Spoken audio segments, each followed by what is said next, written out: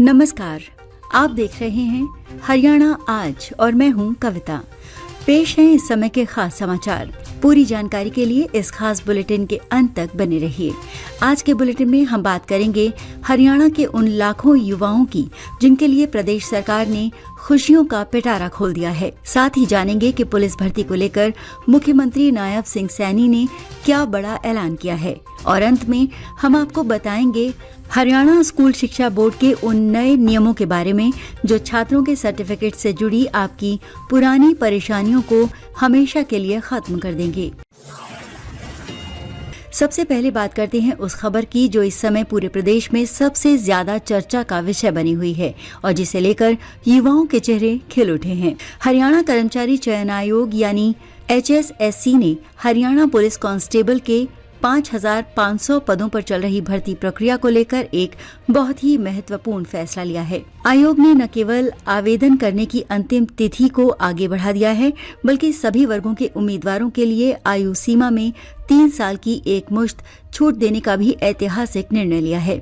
आधिकारिक अधिसूचना के अनुसार जो युवा प्रशासनिक कारणों या समय बीतने की वजह से आवेदन नहीं कर पा रहे थे वो अब 31 जनवरी 2026 की रात 11:59 तक अपना फॉर्म भर सकते हैं।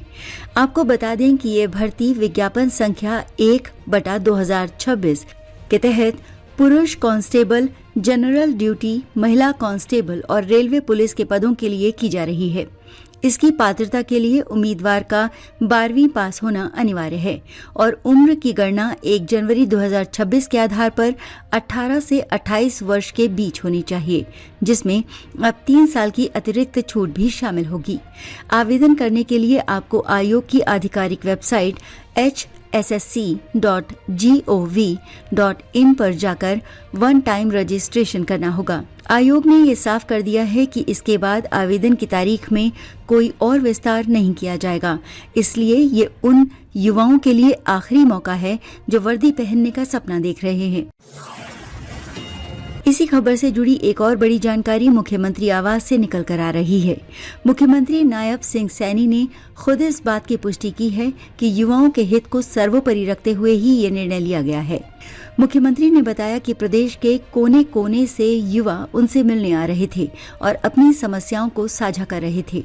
उन्होंने इस बात को स्वीकार किया कि साल 2022 के बाद कॉमन एंट्रेंस टेस्ट यानी CET परीक्षा के समय पर न होने के कारण कई योग्य छात्र ओवर एज हो गए थे और उन्हें नुकसान उठाना पड़ा था। मुख्यमंत्री ने जोर देते हुए कहा कि उनकी सरकार का ये कर्तव्य है कि वो उन युवाओं के साथ न्याय करें जिन्होंने व्यवस्था की कमियों के कारण अपना कीमती समय खोया है। उन्होंने स्पष्ट किया कि जो छात्र अपनी उम्र के कारण CET के लिए आवेदन नहीं कर पा रहे थे उन्हें अब 3 साल की विशेष राहत देकर मुख्य धारा में वापस लाया गया है।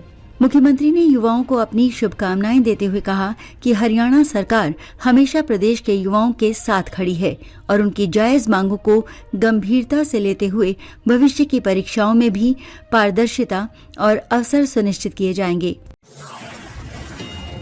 बुलेटिन के अगले हिस्से में बात करते हैं उन छात्रों और अभिभावकों की जो अक्सर अपने स्कूल सर्टिफिकेट के नाम या जन्मतिथि की गलतियों को लेकर परेशान रहते थे और दफ्तरों के चक्कर काटते थे। हरियाणा स्कूल शिक्षा बोर्ड यानी BSEH ने इन सुधारों के लिए नियमों में बड़ा बदलाव करते हुए प्रक्रिया को बहुत ही सरल बना दिया है। नए दिशा निर्देशों के अनुसार अब यदि आपको अपने नाम, माता पिता के नाम या जन्मतिथि में कोई सुधार करवाना है तो आप स्कूल रिकॉर्ड के साथ साथ परिवार पहचान पत्र, पैन कार्ड, वोटर ID या ड्राइविंग लाइसेंस जैसे सार्वजनिक दस्तावेजों के आधार पर भी आवेदन कर सकते हैं।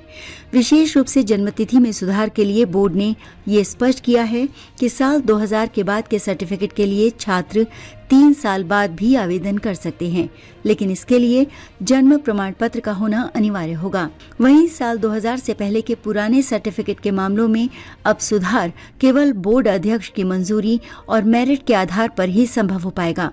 इस पूरी प्रक्रिया के लिए छात्र को अपने आखिरी स्कूल से प्रोपार्मा सत्यापित करवाकर निर्धारित शुल्क के साथ बोर्ड कार्यालय में जमा करना होगा।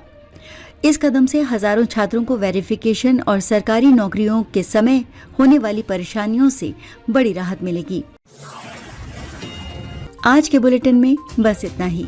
उम्मीद है कि ये जानकारी आपके काम आएगी। अब हम आपसे अनुरोध करते हैं कि यदि आपको हमारा ये प्रयास पसंद आया है तो कृपया हरियाणा आज को सब्सक्राइब करें और इस वीडियो को अधिक से अधिक साझा करें। हम आपके विचारों को जानने के लिए बहुत उत्सुक हैं, इसलिए कृपया कमेंट बॉक्स में लिखकर बताएं कि सरकार द्वारा दी गई इस आयु सीमा की छूट पर आपकी क्या राय है। क्या आपको लगता है कि इससे राज्य के युवाओं को न्याय मिला है? साथ ही ये भी जरूर लिखें कि आप हमारा ये न्यूज बुलेटिन हरियाणा के किस जिले या शहर से देख रहे हैं। आपके विचार और आपकी उपस्थिति हमारे लिए बहुत जरूरी है। अगले बुलेटिन में फिर मिलेंगे नई जानकारियों के साथ। तब तक देखते रहिए हरियाणा आज।